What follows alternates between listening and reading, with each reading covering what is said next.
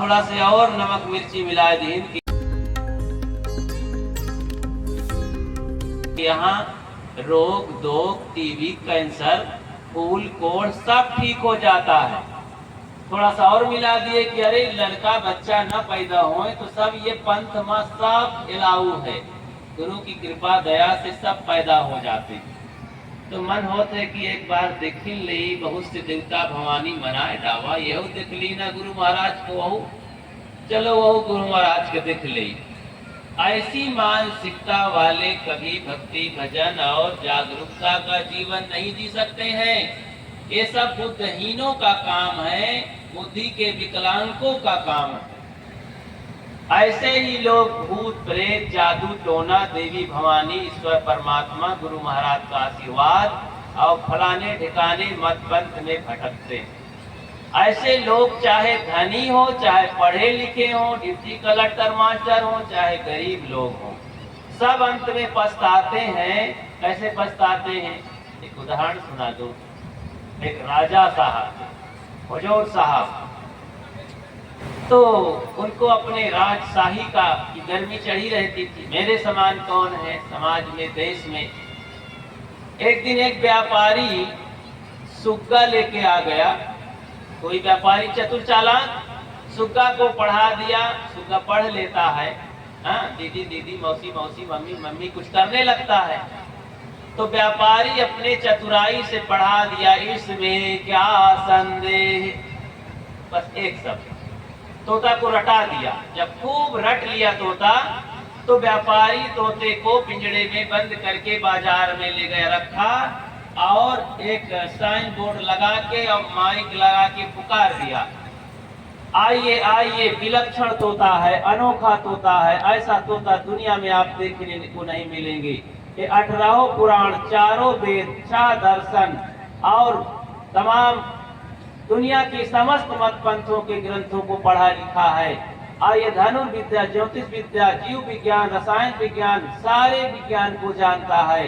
ऐसा अनोखा तोता दुनिया की समस्त विद्याओं को पढ़ लिख करके तैयार है। ले जाओ 1 लाख रुपए का। कौन 1 लाख रुपए खरीदे? लोग आश्चर्य में पड़ जाते, आते कि जरा पूछे तो। लेकिन फिर बड़े बड़े शास्त्री पंडित उपाध्याय चतुर्वेदी आकर सोचते कहीं तोता से प्रश्न करिए, कहूँ यह घूम के प्रश्न कर ले और हार जाई, हमार पोती पतरा धंधो बंद हो जाए। लोग विश्वास नहीं करेंगे, इसलिए तोते से हम बात नहीं करेंगे। हिम्मत तो बढ़े लेकिन फिर इसी से पिछड़ जाए। कोई शाम तक ना आया खरीदने और 1 लाख पैसे की भी बात रही। कोई हिम्मत करके आए तो क्यों इतना महंगा क्यों कहें? भाई मेरी बात पर विश्वास ना हो तो इसी से पूछ लो। कहे क्यों तोता राम तुम 1 लाख रुपए के हो? इसमें क्या संदेह? अरे कहा गजब का तोता है। तो और बात करने की किसी की हिम्मत ही न पड़े। इसी गुमान से व्यापारी बहुत बना ठना अनाउंस कर रहा था।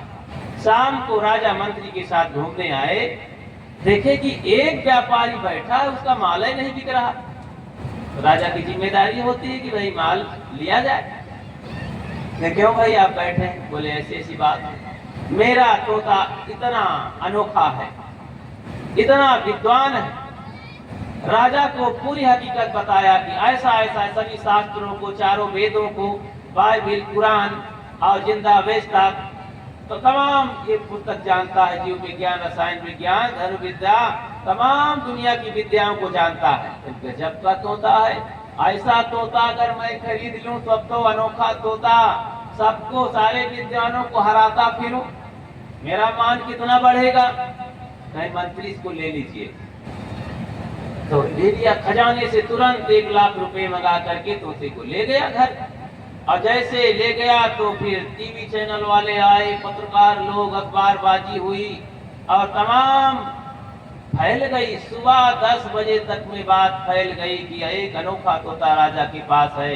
कोई दुनिया में बड़े बड़े विद्वान आकर के, साधु महात्मा आकर के और आचार्य शास्त्री उपाध्याय आकर के शास्त्रार्थ कर सकते हैं तोते से, क्योंकि वो सारी विद्या जानता है। तो कई लोग आए झोली पतरा लेकर के, और पंडित राजा साहब कह देते थे ठीक है करिए ना बात। कई लोग तो मान सम्मान के चक्कर में अपना पोथी पतरा बगल में दाब के वापस चले जाते।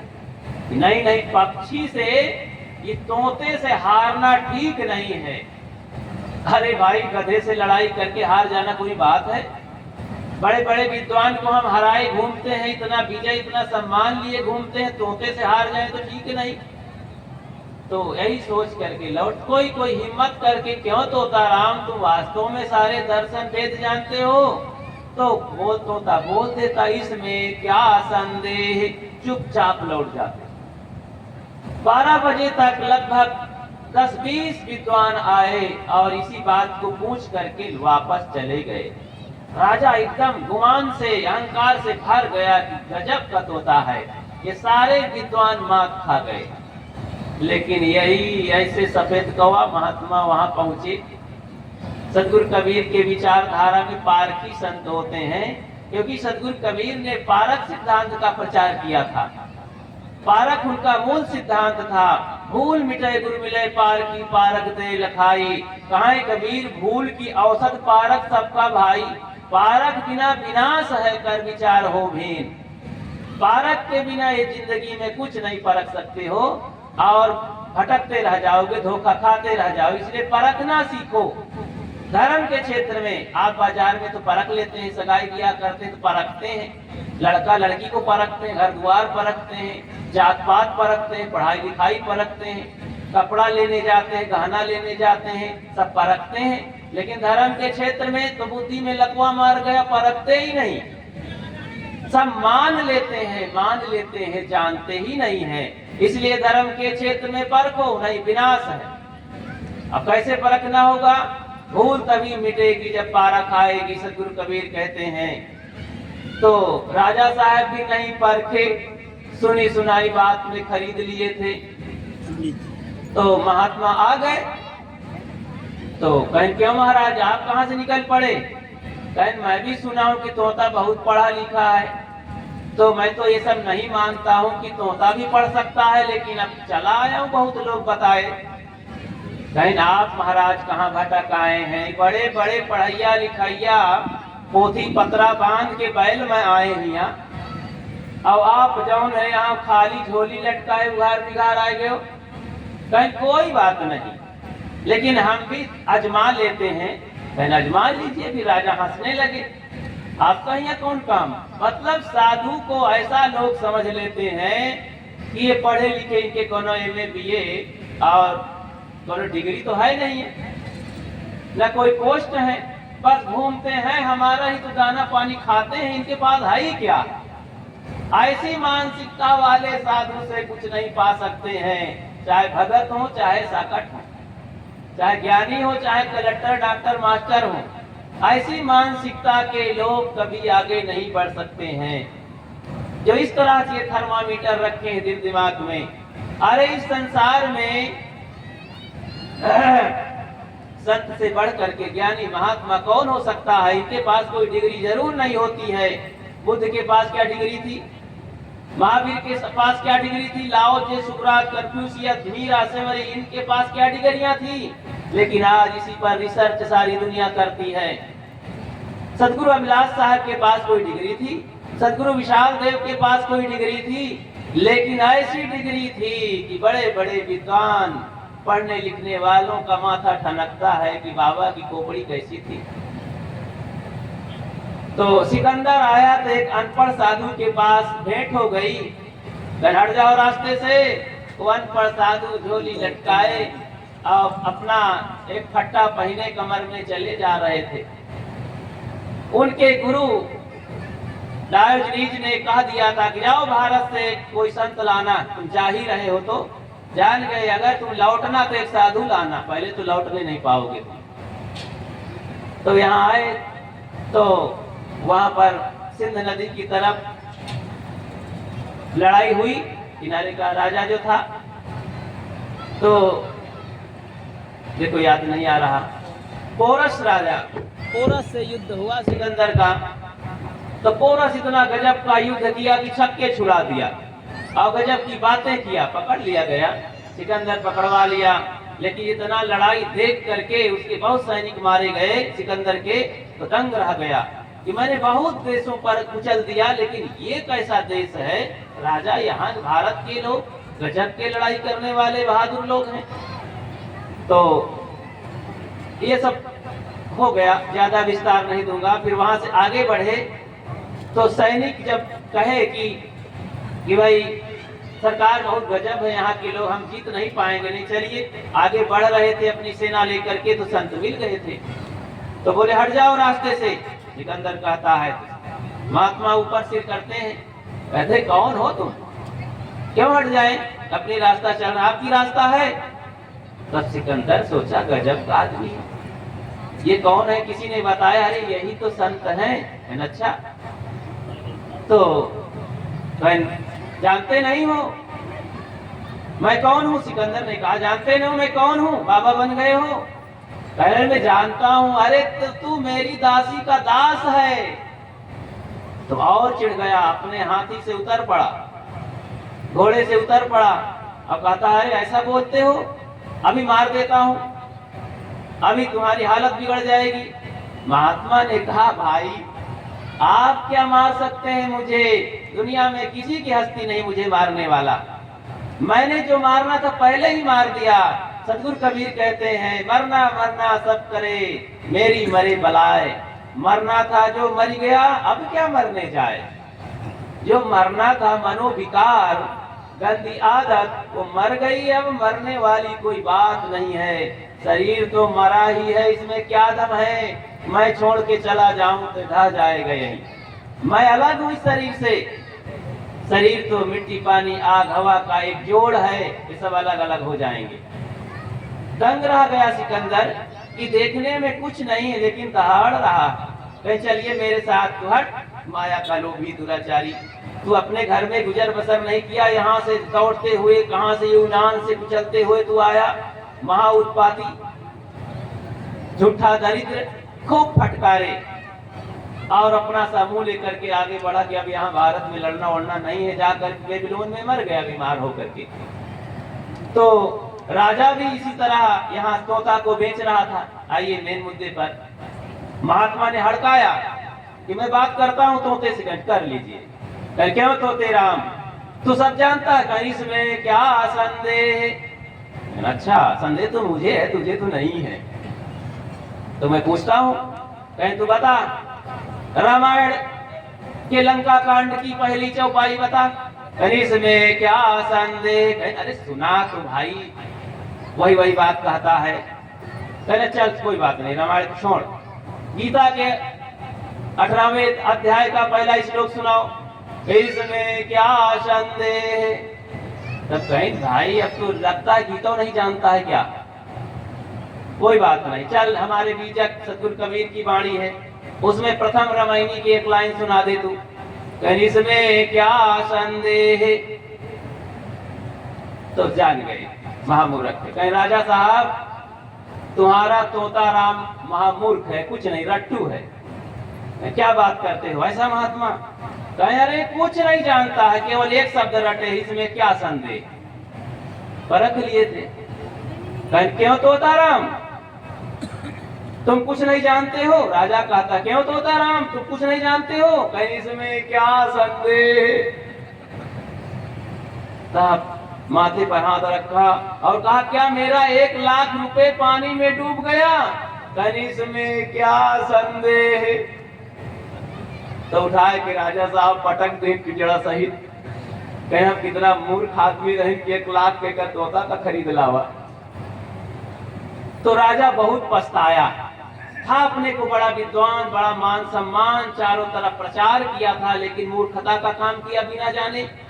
इसी तरह कोई पढ़ा लिखा बहुत विद्वान हो, चाहे शास्त्री उपाध्याय और शंकराचार्य हो, अगर बिना जाने धर्म के क्षेत्र में काल्पनिक चीजों में पड़े हैं, पूजा के क्षेत्र में, अर्चना वंदना के क्षेत्र में, मान्यताओं के क्षेत्र में, तो उनकी मान्यता 2 पैसे की भी नहीं है और बेकार मिट्टी के भाव में है वो। इसलिए हम सबको पारखी होना है, जानना है, परखना है कि ये बात सही है कि गलत है। नहीं तो बंधुओं जीवन बेकार चला जाएगा। हम सड़ा माल लेकर के छाती पेटे लगाए रहेंगे। तो हीरा नकली और असली भी होता है, उसकी पारखी भी होना चाहिए ना। जब पारखी होंगे तो ठीक है, नहीं तो कांच की गोली आप पकड़े घूमते रहेंगे। ये सब कांच की गोली है। भीड़ देखते हैं तो लगता है यही सच होगा। एक सज्जन बड़े अधिकारी हो गए रेलवे विभाग के, तो बहुत दिन से नहीं आए, उनको बड़ा बंगला उंगला मिल गया। तो उनके पिताजी देहाती थे, गए दर्शन के लिए कि मेरे बेटे को जरा देख आऊं। बेटा वहां चुपचाप कमरे में रखा, कहें पिताजी घूमने मत जाना, नहीं मेरा इंसल्ट हो जाएगा। एक सप्ताह रखे और पिताजी को बढ़िया सब कपड़ा कोट पैंट सब सिला करके टाई वाई खरीद दिए और अटैची पेटी लेकर के कहे पिताजी आप फर्स्ट क्लास एसी में बैठ करके घर वापस चले जाइए। आया बेटा सजा धजा करके एसी में बुक कर दिया टिकट और बैठा दिया। वहां एकदम खाली, सारी केबिन खाली। अपने केबिन में बढ़िया गद्दा मिल गया, कंबल मिल गया, चद्दर सफेद सफेद मिल गई, बैठा दिया। पिताजी घबराना नहीं, इसमें कोई दिक्कत नहीं, चोर चहार भी नहीं है, अब जा करके स्टेशन इलाहाबाद में उतर जाना। तो कहे ठीक है बेटा जाओ। प्रणाम किया और बेटा उतर गया। पिताजी अब अनपढ़ भी थे और गांव देहात के आदमी थे, देसी आदमी, कभी ट्रेन में बैठे नहीं थे, फर्स्ट क्लास में बैठ गए। तो जब ट्रेन चल पड़ी, एक भी आदमी बोगी में कोई पूछने वाला, धक्का मारने वाला, पसीना सुखाने वाला कोई था नहीं उसे। तो घबराने लगा कि लगता मेरा बेटा मेरे साथ छल कर लिया, लगता है खतरनाक डिब्बे में बैठा दिया, यहाँ तो कोई आता ही नहीं। आगे स्टेशन पर गाड़ी रुकी, पीछे एक जनरल डिब्बा था, उसमें ठेली का ठेला लगभग 100 आदमियों की लाइन लगी थी और इसमें कोई दरवाजा ही नहीं खोल रहा था एसी डिब्बे में। झट से वो देखा, संदेह करके अटैची उठाया, कपड़ा सामान उठाया, कूद पड़ा प्लेटफार्म पर और उसी लाइन में लग गया। सैकड़ों लोगों के बीच में बड़ी मुश्किल से काफी धक्का दबाया गया, पांजर टूटे से बची और अंदर गया। जनरल बोगी में जनरल लोग भरे थे, वहां किसी तरह जूता के ऊपर बैठा और हाथ पांव काफी कुचल गए। लोग बैठे थे, ट्रेन चल रही थी और कोई बीड़ी पी रहा था, कोई सिगरेट पी रहा था, कोई गाली दे रहा था, कोई पसीना अपना रगड़ रहा था। गर्मी थी ऐसी, लेकिन सोचा चलो यहाँ सुकून है, अगर कोनो बात खतरा हुई तो सबके ऊपर हुई, हमारे ऊपर तो न हुई। इस विश्वास से वहां सुकून से रह रहा था। लेकिन एसी डिब्बा में अकेले बढ़िया सुकून से चद्दर तान के नहीं बैठ सका, सो सका। आप क्या कहेंगे इस बात को? बुद्धिमानी का काम किया कि महामूर्खता का काम किया? समझ नहीं सका बुद्धिहीन आदमी, ये एसी फर्स्ट क्लास है, पिता ने, हमारे बेटे ने हमको हमारे सारे सुख सुविधा का इंतजाम कर दिया है। लेकिन वो भीड़ को देख करके भ्रमित हो गया, शायद यही बढ़िया चीज है, यहाँ तो खतरा है।